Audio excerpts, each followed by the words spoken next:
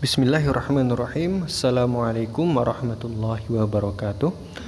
Alhamdulillah wassalatu wassalamu ala Rasulillah wa ala alihi wa ashabihi wa man tabi'ahum bi ihsan ila yaumil qiyamah. Amma ba'd. Ya. Nah, sekarang kita akan melanjutkan pelajaran fikih kita. Kita masih membahas tentang puasa, ya.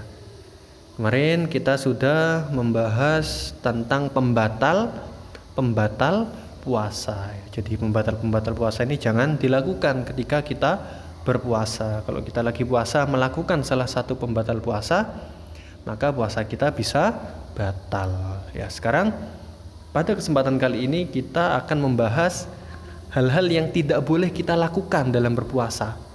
Tapi itu tidak membatalkan puasa kita, ya. Itu disebut dengan hal-hal yang dimakruhkan ketika berpuasa, ya. Beberapa hal yang dimakruhkan dalam berpuasa diantaranya adalah yang pertama, terlalu dalam dan berlebihan dalam berkumur-kumur dan istinsyak. Istinsyak itu menghirup air ke hidung, ya. Ketika kita wudhu kan biasanya kita kumur-kumur dan istinsyak.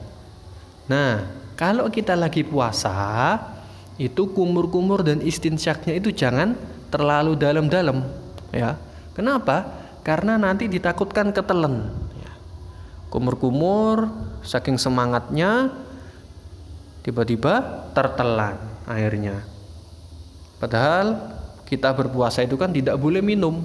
Begitu juga ketika istinsyak, saking semangatnya sampai dalam, kemudian dari hidung masuk ke tenggorokan, ke kerongkongan, ya, akhirnya terus ketelen.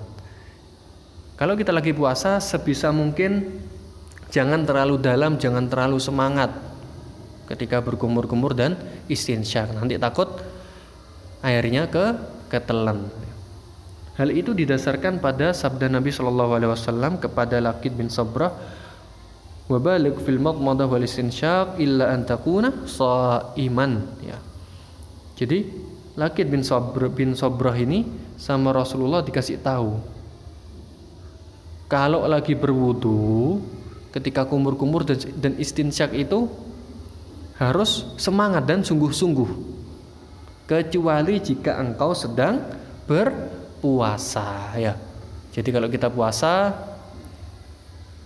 jangan terlalu berlebihan ketika kumur-kumur dan istinsyak, karena nanti takutnya ketelen. Tapi kalau lagi nggak puasa, kita disuruh untuk bersungguh-sungguh ketika kumur dan istinsyak, itu kalau tidak puasa. Kemudian hal-hal yang dimakruhkan yang kedua, puasa wisol, ya, puasa wisol. Apa yang dimaksud dengan puasa wisol?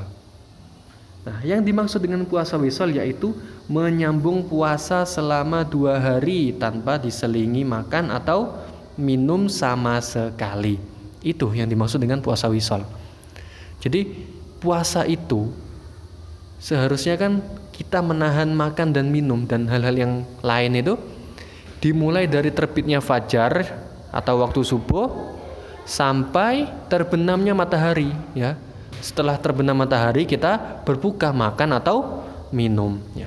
Tapi kalau puasa wisol ini puasanya dilanjutkan sampai besoknya.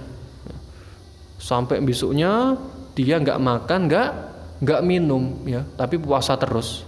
Meskipun dia merasa kuat, ya. Merasa kuat, oh aku insya Allah kuat kok. Kalau mau puasa wisol, puasaku dilanjutkan sampai besok, aku nggak makan nggak minum, insya Allah aku kuat karena badanku kan ini kuat, kayak gitu. Meskipun kita yakin kita kuat, tapi itu tetap dimakruhkan. Jangan kita lakukan. Nah, hikmah dari larangan berpuasa secara wisol ini adalah agar tubuh tidak menjadi lemah untuk menunaikan berbagai kewajiban. Bahkan terkadang tubuh bisa tertimpa bahaya yang cukup serius kalau kita tidak mendapatkan nutrisi dari makanan maupun minuman, ya. Jadi agama Islam ini sangat memperhatikan kesehatan kita, ya. Sehingga ketika kita berpuasa, kalau sudah waktunya makan atau minum, waktunya berbuka atau waktunya sahur, itu kita diperintahkan untuk makan dan minum ya. Jangan kita merasa pede dengan tubuh kita. Insya Allah tubuhku kuat kok meskipun nggak makan. Meskipun begitu, sedikit atau banyak itu akan berpengaruh buruk ke tubuh kita, karena tubuh kita selalu membutuhkan nutrisi ya, dari makanan maupun minuman. Kalau kita lemah, lemes, itu nanti bisa-bisa ibadahnya juga nggak semangat, juga lemes ibadahnya, seperti itu. Kemudian yang ketiga, menyicipi makanan tanpa ada kebutuhan ya, walaupun tidak masuk ke kerongkongan ya. Itu yang ketiga ya. Kita biasanya ini ibu-ibu ya, orang tua kita, ibu kita atau umi kita ketika masak itu kan agar makanannya enak itu biasanya dicicipi ya. Tapi kalau lagi puasa sebisa mungkin jangan sampai masuk ke kerongkongan ya. Kalau masuk ke kerongkongan itu bisa batal puasanya ya. Kemudian ketika kita mencicipi, kita harus ada kebutuhan. Kalau nggak ada kebutuhan, kita ngelihat makanan, kita cicipi rasanya gimana, itu dimakruhkan ya. Kita boleh menyicipi makanan, menyicipi masakan jika ada kebutuhan. Tapi kalau nggak ada kebutuhan, walaupun itu tidak masuk ke kerongkongan, tidak kita telan, itu hukumnya makruh. Nah, jika ada sesuatu yang masuk ke dalam perutnya, maka puasanya batal. Seperti itu. Itu yang ketiga. Yang keempat, bermalas-malasan dan terlalu banyak tidur tanpa ada kebutuhan. Itu yang dimakruhkan yang keempat. Ya, kita ketika puasa itu, apalagi puasa Ramadan, kita manfaatkan bulan Ramadan ini dengan perbanyak ibadah ya, karena ibadah di bulan Ramadan ini pahalanya dilipat gandakan. Khususnya membaca Al-Qur'an itu sangat-sangat dianjurkan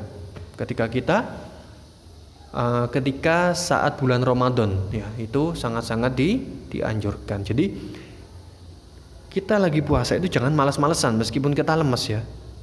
Kita tidur secukupnya ya. Misalkan tidur siang, kita biasa tidur siang 2 jam misalkan. Ya kita tidurnya 2 jam, jangan sampai bablas sampai asar atau sampai jam 5. Itu enggak baik yang seperti itu ya. Kita enggak boleh terlalu banyak tidur. Itu yang keempat. Yang kelima, berlebihan dan menghabiskan waktu dalam perkara mubah yang tidak bermanfaat ya. Ya seperti yang tadi sudah Ustadz sebutkan, ketika kita puasa itu sangat-sangat dianjurkan untuk memperbanyak ibadah, membaca Al-Qur'an, zikir, belajar ya. Seperti itu. Nah, kalau kita berlebih-lebihan dan menghabiskan waktu kita untuk hal-hal yang mubah seperti bermain ya, seperti bermain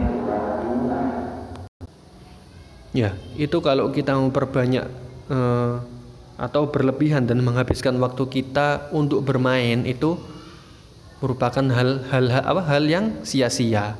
Jangan sampai kita melakukan seperti itu, karena kita lagi puasa, kita berbanyak ibadah. Tapi kalau kita puasa malah banyak mainnya, itu kita eman-eman waktunya ya, karena pada saat itu pahala ibadah kita dilipat gandakan. Ya, mungkin cukup sampai sini yang bisa Ustadz sampaikan. Semoga bisa dipahami dan bermanfaat bagi kita semuanya. Kita tutup dengan membaca subhanakallahumma bihamdika asyhadu an la ilaha illa anta astaghfiruka wa atubu ilaik. Wassalamualaikum warahmatullahi wabarakatuh.